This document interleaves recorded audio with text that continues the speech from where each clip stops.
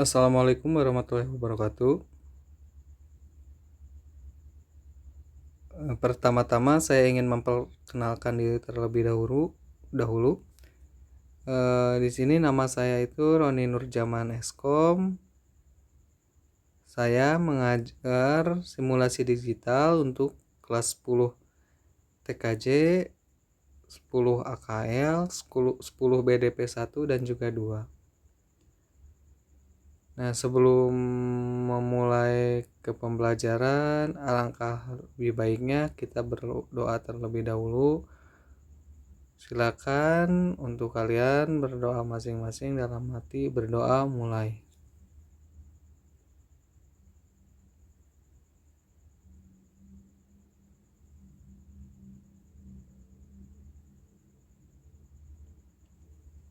Selesai. Nah, sebelum masuk ke materi pembelajaran, di sini itu saya ingin memperkenalkan terlebih dahulu mengenai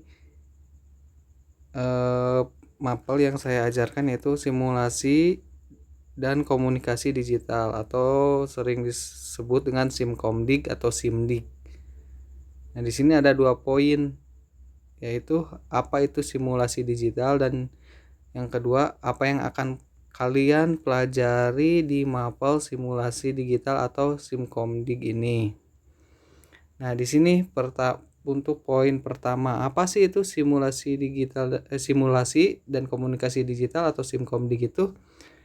Jadi Simkomdik itu terdiri dari 3 kata, yaitu simulasi, komunikasi, dan juga digital. Yang dimana untuk simulasi itu dapat dikatakan sebagai metode percobaan atau eksperimen untuk memecahkan masalah dengan meniru kondisi nyata melalui media pendukung seperti audio, video, gambar, dan perangkat mekanik maupun komputing untuk mendeskripsikan keadaan sebenarnya.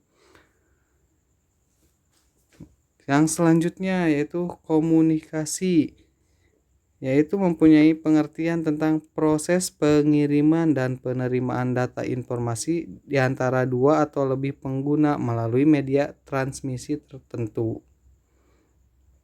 Yang selanjutnya yaitu ada istilah digital. Digital yaitu mengadopsi kata dari digitus dari bahasa Yunani yang berarti perhitungan menggunakan jari tangan berjumlah 10. Nah, itu. Nah, untuk yang dimaksud dengan simulasi dan komunikasi digital adalah cara membuat komunikasi antar pengguna dengan pekerjaan keseharian menjadi lebih mudah menggunakan perangkat digital dalam bentuk simulasi. Nah, itu. Yang selanjutnya, apa yang akan kalian pelajari pada mapel simulasi digital? Nah, di sini nanti itu kalian itu akan mempelajari mengenai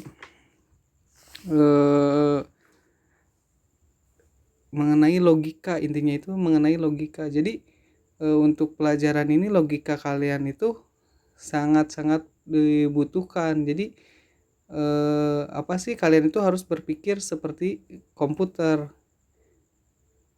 Jadi kalau iya, tidak. Jadi tidak ada istilah ragu-ragu kalau di mata pelajaran simulasi digital ini. Jadi misalkan seperti ini. Contoh kalau kita memasak mie. Berarti kita siapkan dulu bahannya nih. Ada mie, ada air. Lalu kita rebus mie-nya. Lalu misalkan kita rebus prosesnya itu 5 menit.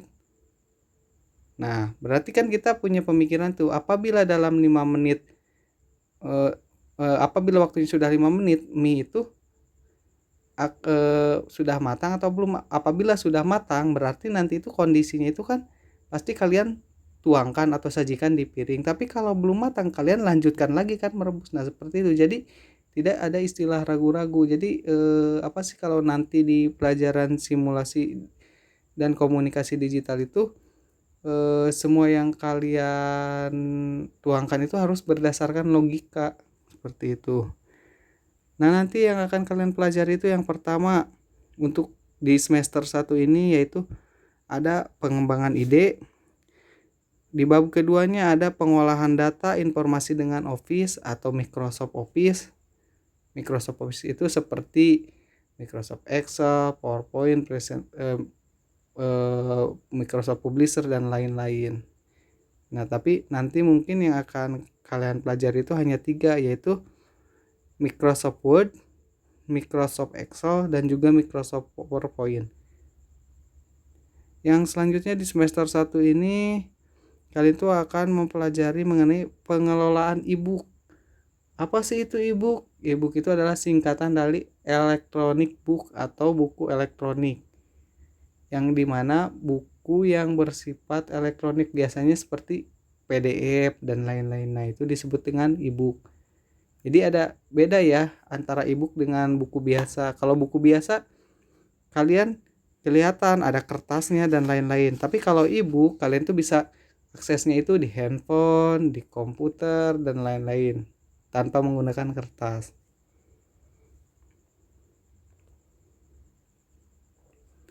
Nah, di sini tadi kan sudah disebutkan bahwa di semester 1 ini kita akan mempelajari 3 bab, yaitu bab pertama pengembangan ide, bab kedua pengolahan data informasi dengan Office, dan bab ketiga pengelolaan e-book. Nah, kita di bab 1 terlebih dahulu nih. Saya ingin menyampaikan kompetensi dasarnya terlebih dahulu.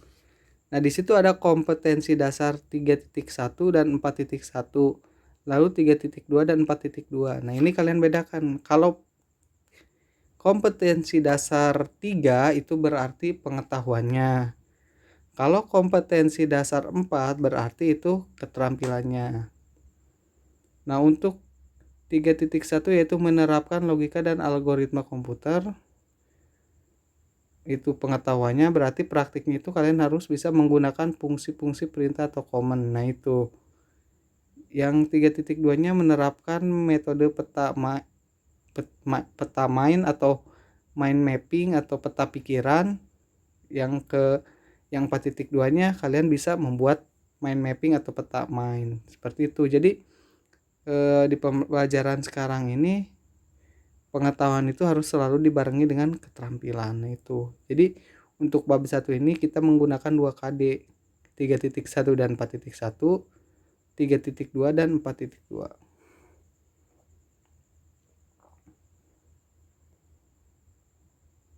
Nah, di sini tujuan pembelajaran di bab 1 ini yang pertama untuk dari segi pengetahuannya kalian tuh nanti mampu menjelaskan mengenai mind mapping.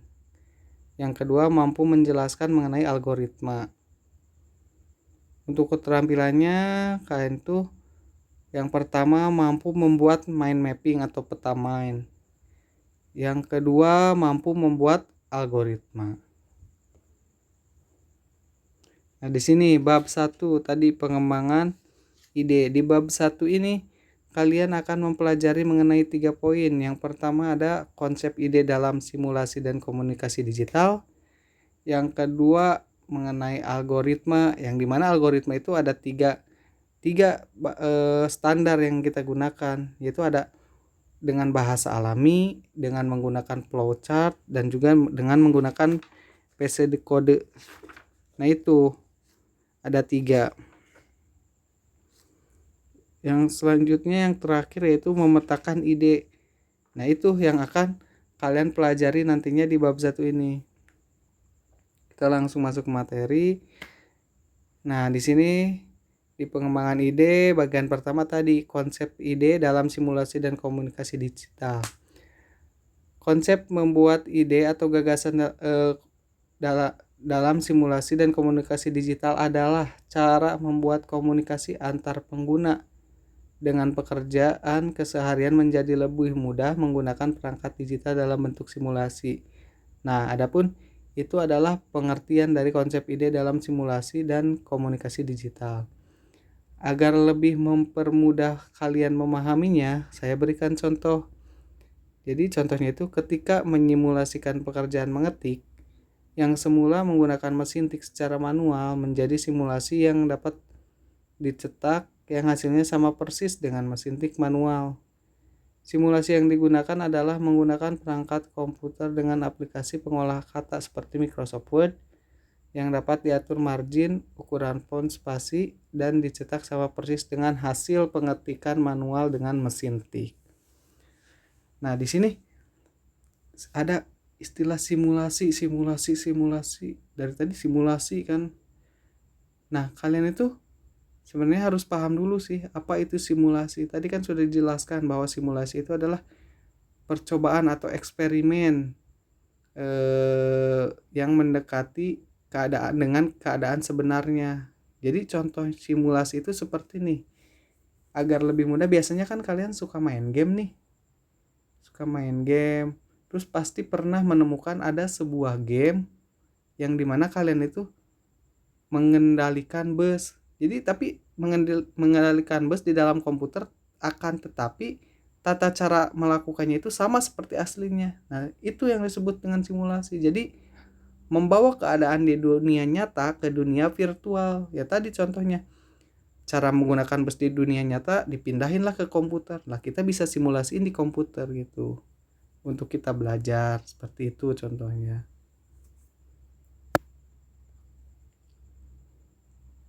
Nah, yang kedua ada algoritma. Nah, di bab 1 ini mungkin yang akan nanti banyak kalian pelajari itu adalah algoritma.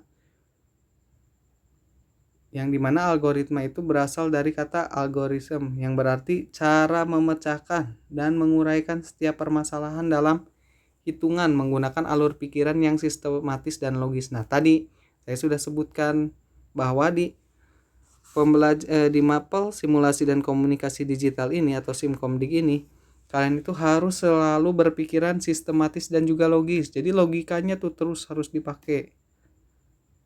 Nah, untuk penulisannya kan tadi udah disebutkan ada 3, yaitu bahasa alami, PCD kode, dan juga flowchart. Nah, di sini yang pertama kita akan pelajari itu yaitu yang bahasa alami. Yang bahasa alami itu mempunyai 3 bagian, yaitu ada bagian header, ada bagian deklarasi, dan juga bagian badan algoritma atau algoritma. Nah, di sini header itu apa sih header? Header itu adalah judulnya nanti. Lalu yang kedua ada deklarasi. Deklarasi itu apa? Deklarasi itu nantinya itu berisi variabel-variabel yang digunakan kepada kegiatan atau pada algoritma tersebut. Yang terakhir ada badan algoritma, yaitu yang dimana proses yang terjadi untuk menghasilkan tujuan dari algoritma tersebut. Nah, saya akan berikan contoh di sini. Nah, di sini saya mempunyai algoritma, yaitu untuk program untuk menjumlahkan 2 buah bilangan. Nah, berarti itu termasuk di judulnya. Kita masukkan di headernya. Headernya itu berarti program untuk menjumlahkan 2 buah bilangan. Nah, di sini ada deklarasinya. Nah, tadi berarti kalau penjumlahan 2 buah bilangan berarti ada berapa variabel? Berarti ada 3. Yang pertama, angka pertama atau saya deklarasikan sebagai A. Angka kedua saya deklarasikan sebagai B. Lalu angka ketiga yang berarti hasilnya, hasil penjumlahannya, saya deklarasikan sebagai hasil, di mana menggunakan tipe data integer untuk angka.